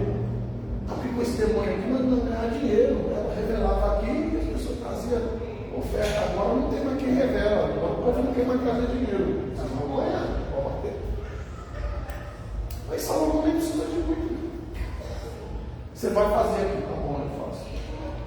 Você vai vir comigo hoje no culto aqui. Não tem problema nenhum. Para manter a amizade, sabe? Não tem problema nenhum. Então, irmão, eu não entendo. Não me desce na mente. Não me chega no entendimento. O que sabe? O que se passou na cabeça de Salomão? Como que ele pôde esquecer? Irmão, Deus teve uma conversa com ele. Uma vez? Não, 2 vezes. E além da conversa, Deus se manifestou para todo mundo. Meu Deus, irmão. Quem aqui teve um particular desse com Deus? Eu falo, não sei daqui. A gente faz isso, né? Sim, no particular, igual nós. Eu não estou nem considerando às vezes que Deus deve ter falado com ele, igual falar com a gente. No subconsciente ali. Mas eu estou falando das vezes que Deus. Que a gente vai lá, né? A gente pensa assim, senta aqui, você parece lugar aqui para o Senhor, né? Não, Deus chegou para ele e falou, senta aqui, moleque. Nunca fala assim. Vou te instruir. Tem noção? Deus falou, eu quero falar com você.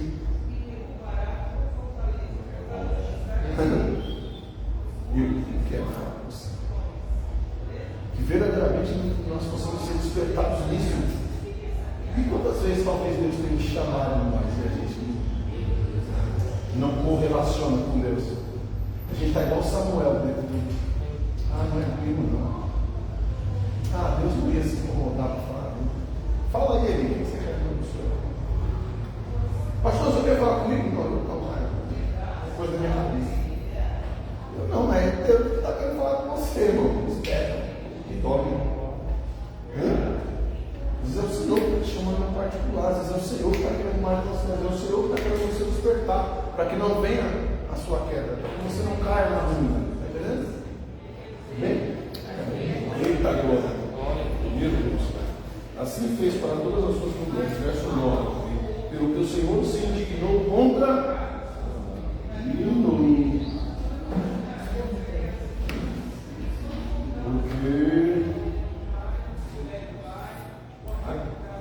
Porque o Senhor se indignou contra Salomão, porquanto desviaram o coração do Senhor. Então o erro dele foi esse aí. Desviar o coração de Deus. Tirar o coração da presença do Senhor. Amém? Então, em nenhum momento você vê Deus cobrando ele pela construção ou construções que ele fez para o templo. Deus cobrou ele dele ter ido cultuar a outros deuses, dele não ter preservado os ensinamentos do Senhor, e não ter continuado glorificando a Deus. Está entendendo? Então, todo o tempo Deus cobra ele em cima da sua amizade, do seu relacionamento. Isso quer dizer que Deus aprovou as ações dele? Não. Deus quer dizer que mais importante do que aquilo que ele fez era o relacionamento dele com Deus. Porque se ele tivesse de fato um relacionamento sadio com Deus, ele não tinha chegado a fazer o que ele fez. Ele podia ter simplesmente não ter feito as construções, mas o seu coração está desviado de Deus. Então Deus não cobra ele pelas construções. Ele podia ter simplesmente não ter construído, mas a sua amizade com Deus já estava destruída. Entendeu? Então é por isso que Deus não repreende ele pelas construções, e sim pelas suas ações. Ficou claro isso? Eita glória.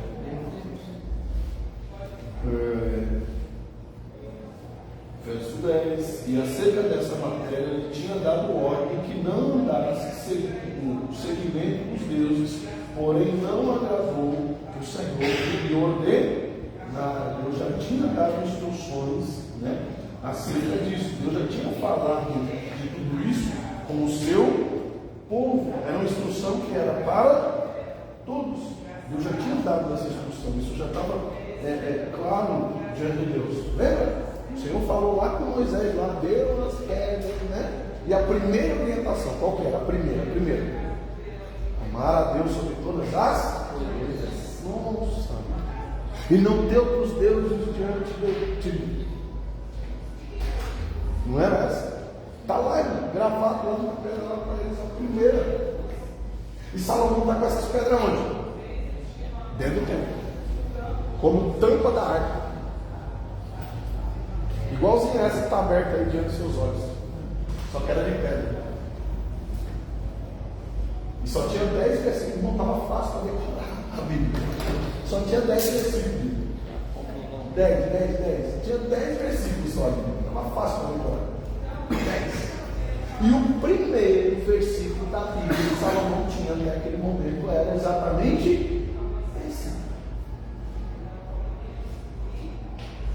Ele seguiu os outros e esqueceu do primeiro.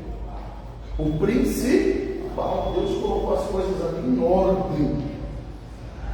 E ele acaba esquecendo o versículo principal. Hoje eu tenho desculpa, né? Senhor, meu Deus do céu, eu sou mais de 20 mil versículos. Tudo bem. Decora 9, você já me ajuda. Fala 10. Aí disseram para Jesus que estava difícil decorar os 10. Está difícil. 10 é muita coisa para nós lembrar. Jesus falou: vou ajudar vocês. Então, vou transformar os 10 em 2. Amar a Deus sobre todas as coisas e amar o próximo como a ti. Pronto, decora só isso, já me ajuda. Se decorar de Gênesis, então você tem dificuldade, você precisa que você leia, entenda. Mas decorar, esses dois você tem que decorar. Amar a Deus sobre todas as coisas e o próximo como a ti mesmo. Aquilo que você não quer para você não faz para você. É difícil decorar? Parece que é, a gente tem uma geração que conhece esses dois versículos. A gente tem uma geração que se adora, que adora a si mesmo.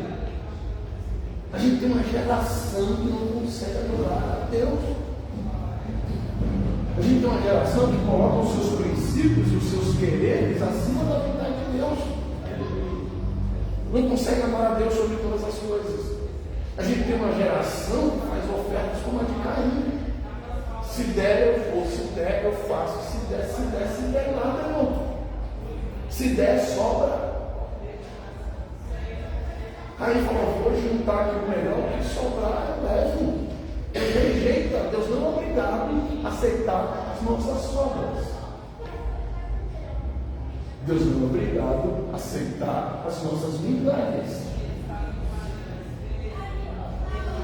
Certo? E é isso que Deus quer que nós tenhamos que entender. Se for Salomão, eu te fiz grande. Salomão ficou tão grande que ele se esqueceu da grandeza do seu Deus. Ele ficou tão grande que ele entrava por aquelas portas e as portas já não estavam mais suficientes para ele. De tão grande que ele estava se sentindo.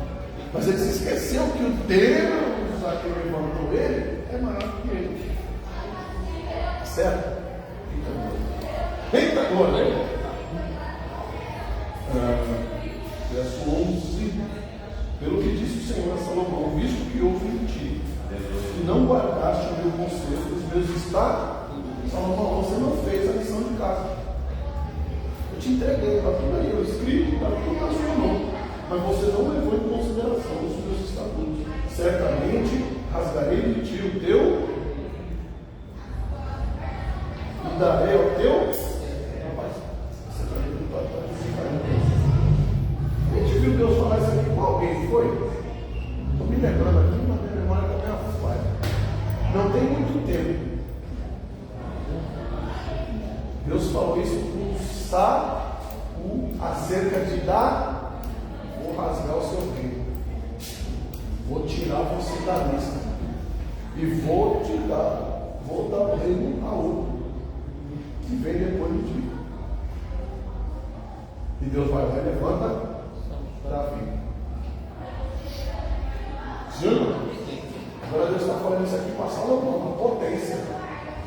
O cara que não tinha ninguém igual. Porque Deus tirou o teu. Deus tirou Saul e disse: eu vou colocar um que é melhor do que você. Meu Deus. Perder para alguém melhor até vai. Meu Deus. Nossa. Perder alguém para alguém melhor que eu está valendo. Mas Deus chega para Salomão, que era a potência. Não tinha ninguém para se igualar a ele. Deus fala assim: ó, vou te trocar. Meu Deus. Vou te substituir. E ele sabia que não tinha ninguém melhor do que ele. Aos olhos dele. Já pensou perder para alguém pior? É como se Deus dissesse assim: ó, qualquer coisa é melhor do que você. Meu Deus. Qualquer um é melhor do que você. Dos homens, tudo bem ouvir isso. A gente sabe que os homens são ignorantes, olharam para Davi do mesmo jeito, olharam para Jesus do mesmo jeito. Quem é você? Filho do carpinteiro. Você pode salvar quem? Você é um coitado. Aí quando Jesus começa a operar milagre, maravilha, é o rei do judeu. Mudou, né? A propaganda mudou. A propaganda mudou rápido. Eles começam a propagar, né? Que Jesus era o rei dos judeus. Tanto que ele é crucificado, né? Uma plaquinha lá, achando eles que estavam zoando a Jesus e na verdade estavam glorificando ele. E que paz! Tem crucificações que são para a glória de Deus. Tem humilhações que são para a glória de Deus. E tem gente que às vezes se acha tão grande, que pensa que não tem ninguém melhor. Aí vem Deus e fala assim: vou derrubar o trono, vou tirar do caminho. Às vezes é gente que se levanta, né, diante de nós, achando que são melhores, achando que vão, né, que são bem mais aceitos do que nós, e no trabalho. Isso não é da família. Às vezes é um parente, porque tem um recurso melhor, né? Às vezes acha que nós não somos necessários, ou acha que pode desmerecer a gente. Ou porque tem um cargo maior, né, do que o nosso, ou ganha melhor do que nós, acha que não precisa respeitar a gente como pessoas. Mas o Deus que levanta, ele também é o Deus que derruba. Ele também é o Deus que abate se necessário for. Ele também é o Deus que envergonha se for necessário. O Deus que dá vida, ele também tira a vida se necessário. E Salomão agora está prestes a descobrir isso. Mas a deixa, tecnicamente diz, já foi dada. Olha, eu rasgarei de ti, vou tomar de você, eu vou partir ele. Vou rasgar. É dividir. Cumpriu ou não cumpriu? Porque a Bíblia vai continuar dizendo que depois da morte de Salomão, o reino rasgou ou não rasgou?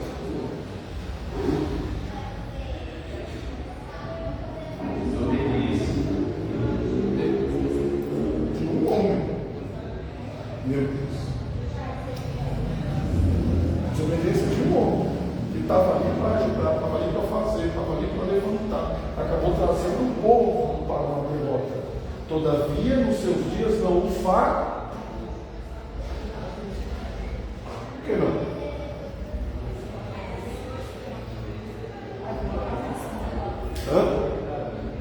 Deus tinha feito uma. Salomão foi infiel, mas Deus não é infiel. Salomão foi infiel para com o Senhor, mas Deus não foi infiel para ele. A infidelidade de Salomão não permite Deus ser infiel. Só Deus.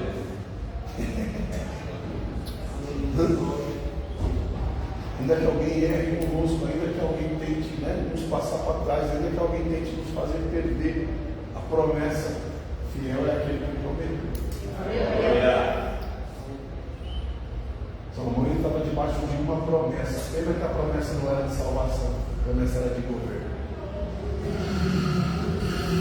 A gente tem que tomar cuidado com isso, porque tem gente que tem promessa de governo e acha que está salvo. Tem gente que Deus vai usar, mas não vai salvar. E às vezes as pessoas vêm para a igreja tão preocupadas em serem usadas por Deus que se esquecem de buscar ser salvas por Ele. Fala uma justificativa que não se arrepender no momento algum. Até aqui não. Quando a gente leu Eclesiastes e Provérbios, que foi escrito por ele, a gente percebe que quando a nossa fala dele tem um certo arrependimento. Então, mas ali a fala dele está no meio. Eclesiastes ali é um período mediano da vida dele. Cantares, quando ele é um jovem, está se apaixonando pela vida, está descobrindo as coisas, certo? Eclesiastes é o meio da vida, é o centro. Quando ele está ali no governo, quando ele está ali no governo, sabe? Então os arrependimentos de Salomão ali são arrependimentos de um pai que errou com filhos, arrependimento como esposo que tomou uma atitude, entendeu que podia ser diferente, certo? De um servo que queria ter ofertado um culto melhor a Deus. Sabe aquele culto que você cultou, mas você vai embora? Podia ter feito melhor? Podia ter glorificado mais? Podia ter glorificado, sabe? Esse é o arrependimento de Salomão. Só que aqui nós estamos vendo o final da. Lembra que eu falei para vocês que a Bíblia não está em ordem cronológica? E nós vamos depois ler 2 Reis, 1 Crônicas, atos que aconteceram antes disso. É por isso que a gente tem que tomar mais cuidado. Tá? Eclesiastes é antes disso aqui. Eclesiastes é antes, lembra que eu falei para vocês que é o final da vida dele, tanto que o que vem depois disso aqui é o inteiro dele. Por isso que quando ele fala em Eclesiastes, no tempo da minha mocidade, ele tem feito diferente. Então, aí ele está falando do período antes. Eclesiastes ele está aqui no meio da sua vida. E como se ele estivesse ali ainda na sua construção, no final da construção do templo. Tá? Agora aqui é depois de tudo isso. É como se ele tivesse perdido aquela paixão, aquele relacionamento com Deus, de fato, aquele primeiro amor, a chama, a centelha, de fato ele deixou apagar. Certo? Então é essa questão, isso nós vamos ver depois. Entre Cantares, é o princípio, o começo, é ele vislumbrando tudo, ele compara o relacionamento dele com Deus ao amor dele puro, o mais jovem, esse relacionamento puro, tal, o mesmo relacionamento com Deus, tirando a parte sexual em si, mas toda a sensação, as emoções, ele compara o seu relacionamento com Deus. E quando ele orava, ele tinha aquela alegria, ele conseguia sentir o abraço, o cheiro de Deus, é isso bem claro, Cantares. Ele conseguia, o relacionamento dele com Deus, quando ele parava para orar e conversar e se relacionar com Deus, ele conseguia sentir o cheiro da rosa do sol. Ele conseguia sentir o abraço. Está entendendo o nível de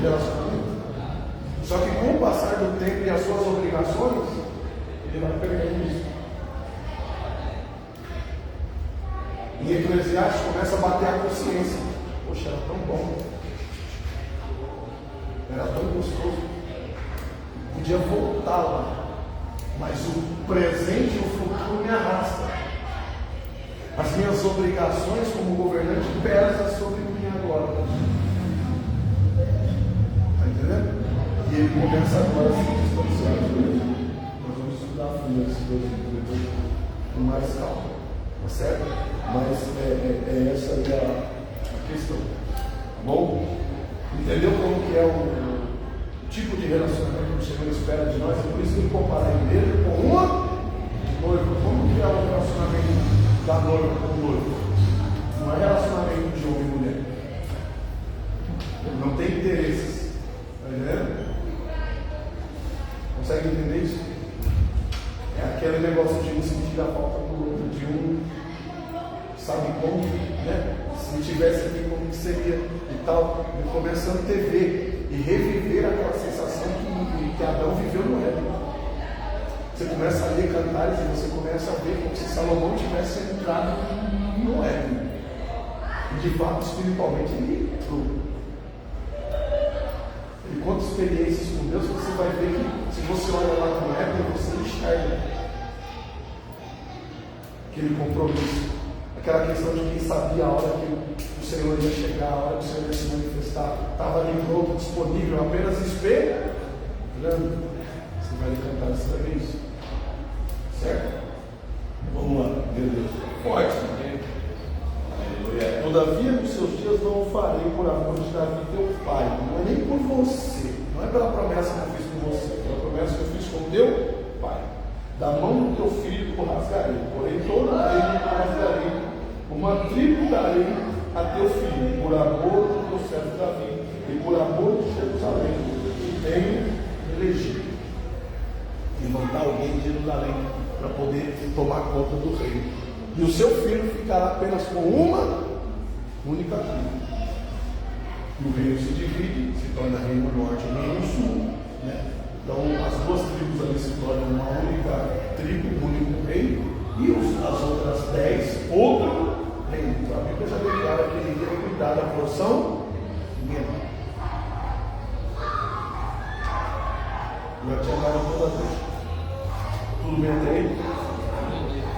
Bom, aí a Bíblia vai apenas descrever e mostrar toda essa situação desenrolando e acontecendo.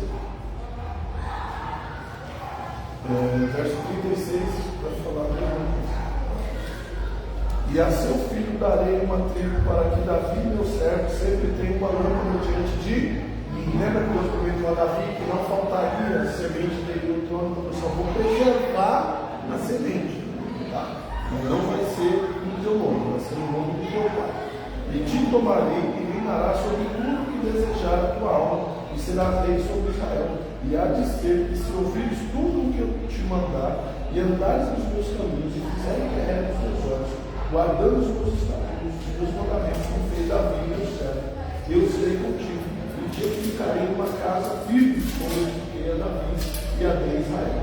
E por isso afligirei a semente de Davi, todavia não para sempre, pelo que Salomão procurou matar Jeroboão. Porém Jeroboão se levantou e fugiu para o Egito, para Sinar, o rei do Egito, e esteve no Egito até que Salomão morreu. Você já viu essa cena aqui? Onde? Na vida de Davi. Deus aqui está falando com um dos filhos de Salomão. Salomão vê a cena para frente. Deus já escolheu o sucessor. Já escolheu quem vai vir depois de mim. O moleque agora tem medo de falar que o pai vai vir matar. Porque ele tinha um relacionamento com Deus. Ele tinha... E Deus agora chamou eu para particular. E ele não vai entender como de fato não entendeu. Jeroboão entende, ó, e acabou por ele. Porque todo mundo quer fugir. Percebe isso? Todo mundo que está fugindo parece que tem destino certo, né? Porque ninguém foge para Jerusalém, ninguém foge para dentro das portas, só foge para fora. Se não está no aprisco, irmão, anos eu congrego em casa, que está no Egito. Estou, mas eu não tenho congregação não, mas eu oro, mas eu não estou no Egito. Fugiu, está no Egito. Ninguém foge para Jerusalém.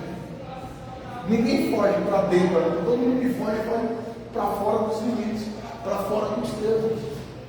Porque Deus falou com ele, que levantaria, que faria. Onde Deus mandou ele fugir aqui? Eu não lembro. Ele foge porque quer, ele foge porque desespera, ele foge porque não entende o que Deus vai fazer. Então ele foge. E mal sabia ele, mas faltava pouco aqui, já passava a mão sem enterrar. Porque Deus, quando fala, ele cumpre. Amém ou amém? Você lembra de alguma promessa aí que Deus fez? Você lembra de algo que Deus disse que ia fazer e ia cumprir isso na tua vida? Então mantenha isso vivo no teu coração, não fuja não. Não fuja da promessa, não fuja do propósito, não fuja daquilo que Deus determinou para a sua vida, para você não se arrepender. Você não tem que matar o egípcio no meio do caminho, tem que enterrar na areia.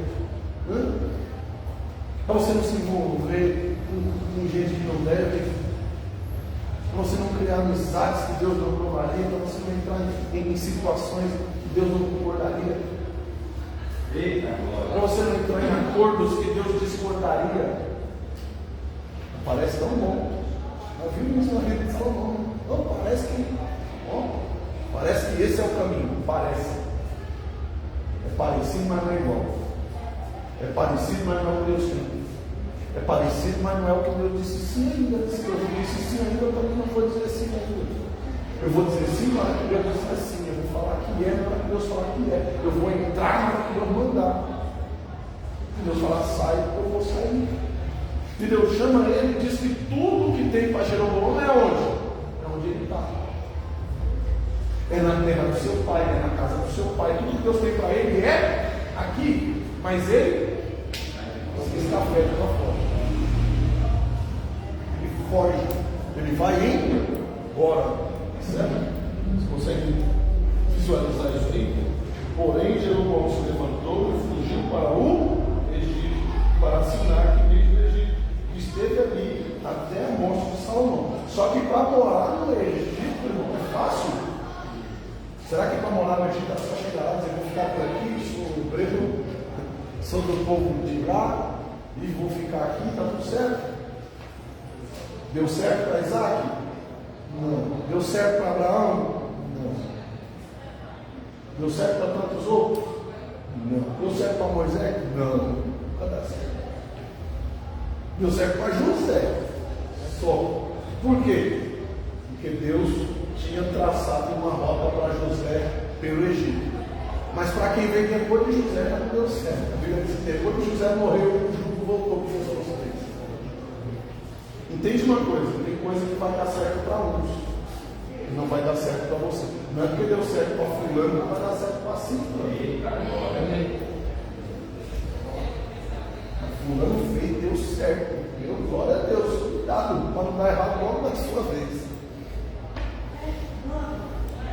Certo? A gente tem que tomar cuidado com isso. Porque o propósito de Deus não é universal. Tem coisa que Deus tem na vida do pastor Marcelo que não tem na minha. Tem coisa que Deus tem na minha que não tem na dele, e vice-versa, assim para cada um de nós. Tem coisa que Deus nunca vai fazer na minha vida, que talvez vai fazer na vida de vocês por aqui. E vice-versa. Tem coisa que talvez Deus faça na minha vida, que não faça mais na vida de ninguém.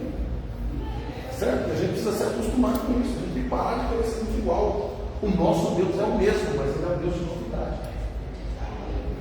Ele é o Deus de Abraão, de Isaac e de Israel. E a única coisa que aconteceu igual na vida deles, pastor, foi os erros que eles cometeram. Que o filho aprendeu. Porque os feitos de Deus foi diferente na vida de cada um deles. A chamada foi diferente na vida de cada um deles. A glória manifestada foi diferente na vida de cada um deles. Para Abraão, só sai do meio da sua terra, do meio da sua parentela, para poder ouvir uma voz, e ele entende que é Deus, ele vai. Para Jacó desaparece no meio do nada. Uma escada cheia de anjos subindo e descendo. Agora. pai não era mais importante do que o filho, às vezes ser um pai não tinha um filho, às vezes achou mais graça que Jacó.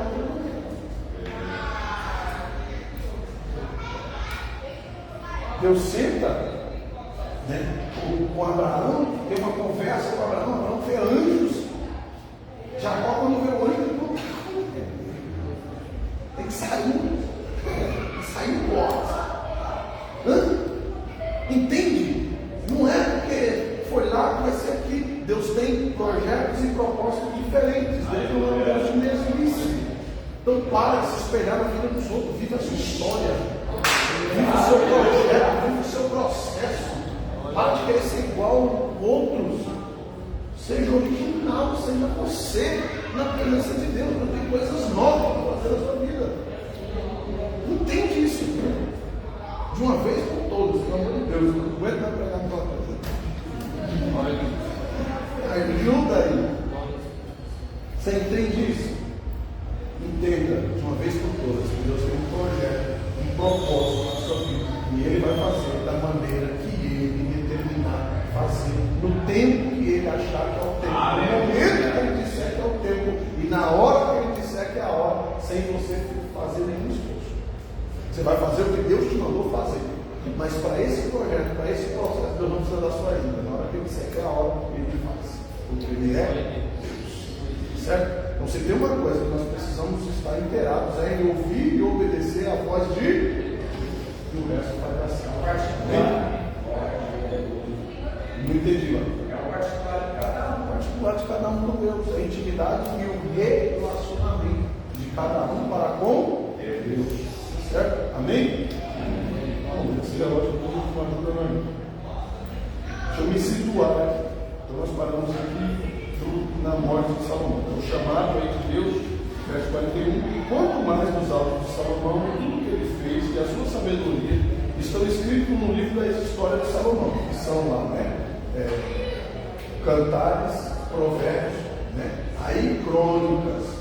Primeiro e segundo Reis vai continuar a história, ou melhor, é o meio da história que nós vimos aqui. Nós vimos aqui o começo e o final. Então, a primeira Reis fala do começo da vida de Salomão e do final. O restante dos livros aqui nós vamos continuar vendo o meio da vida de Salomão depois. E entre isso, os outros personagens que estão aparecendo aqui. No caso, Jeroboão. Certo? Porque até aí? Amém? E o tempo do rei Salomão em Jerusalém sobre todo Israel foram 40 anos foi o período que Salomão reinou em Israel. Certo? 43. E adormeceu Salomão com seus pais e foi sepultado na cidade de Davi, seu pai. E Roboão, seu filho, reinou em seu, porque assim Deus o tinha determinado. Amém? Para quem está com 12 anos, não é comum, mas não sabe ler. Amém? Vamos orar, vamos agradecer a Deus e vamos continuar aí com essa missão na aula aqui. Vem alguém quer fazer uma pergunta aqui? Quer me ajudar em alguma visão, algum ponto de vista? Vamos meditar bastante, né? Essa semana naquilo que Deus tem falado conosco. Deus tem dado diversos alertas para nós. Vamos rever, reouvir essa aula, vamos entender o que Deus está falando conosco. Amém? Para que a missão do Senhor ela continue fluindo aí nas nossas vidas. Amém? Glória a Deus. Espere-se. Eita, glória.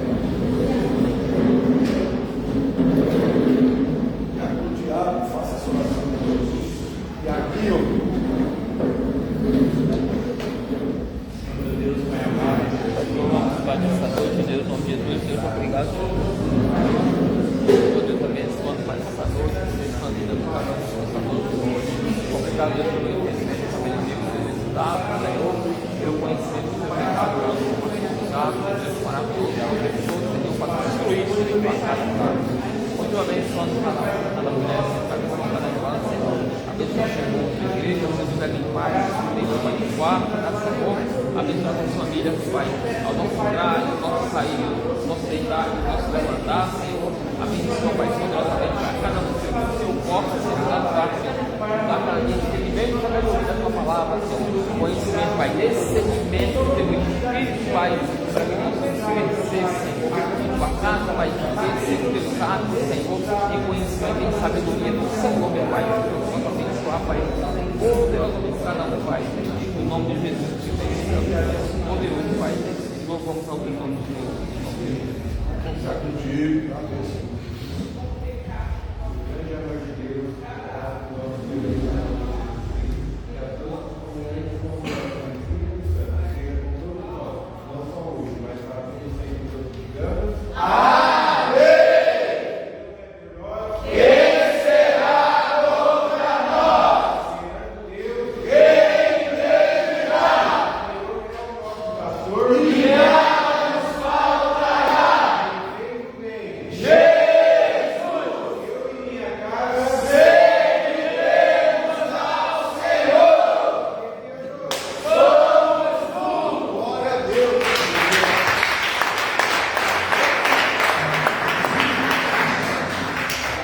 Eita glória!